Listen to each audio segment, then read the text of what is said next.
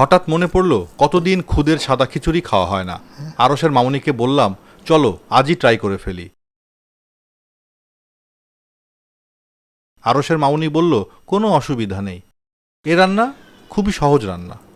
এ রান্নার জন্য আগুনেরও দরকার নেই। আগুন ছাড়া কিভাবে রান্না হবে জানি না, তবে হ্যাঁ, খুব সহজে রান্না করা যায় এই খিচুড়ি।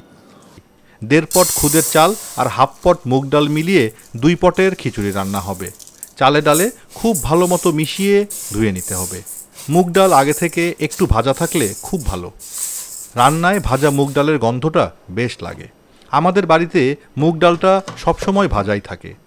এবার ধোয়া চাল ডালের মধ্যে একটু পেঁয়াজ কুচি, কাঁচামরিচ, রসুনের কোয়া আর একটু লবণ। অন্য মশলার মধ্যে একটু আদা বাটা আর রসুন বাটা।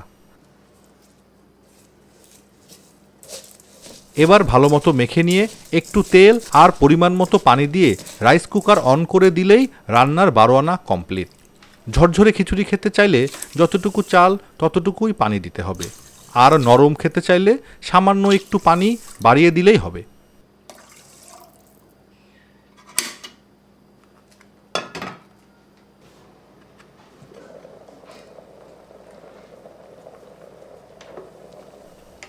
রান্নায় বলক উঠলে একটু নেড়েচেড়ে দিতে হবে।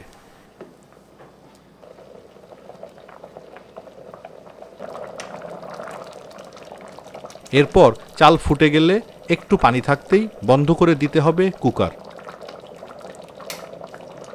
এবার লম্বা একটা দম, 10-15 মিনিট দমে বসিয়ে রাখলেই রান্না শেষ। এবার কিন্তু আসলেই রান্না শেষ। মনে আছে বলেছিলাম আগুনের দরকার নেই, রাইস কুকারেই রেঁধে ফেলা যায় এই সাদা খিচুড়ি। এই খিচুড়ির মজা হলো যে কোনো তরকারি দিয়েই সমান স্বাদ। একটু ভর্তা কিংবা ডিম ভাজা আর মাছ ভাজা অথবা মাংস রান্না থাকলে তো কথাই নেই, সব কিছুতেই এই খিচুড়ির সমান স্বাদ। আমার আর তরসই ছিল না, খিচুড়ির উপরে একটু ঘি নিয়ে খাওয়া শুরু করলাম। মুখে নিতেই মনে পড়ল সেই ছোটবেলার স্বাদ। মুগ ডালের গন্ধ আর কাঁচামরিচের ঝাল সব মিলিয়ে অসাধারণ। এই রেসিপি দেখে আপনারও যদি মনে পড়ে যায় এই সাদা খিচুড়ির কথা, তাহলে চটপট রান্না করে খেয়ে নিন। রেসিপিটা তো মনে করিয়েই দিলাম।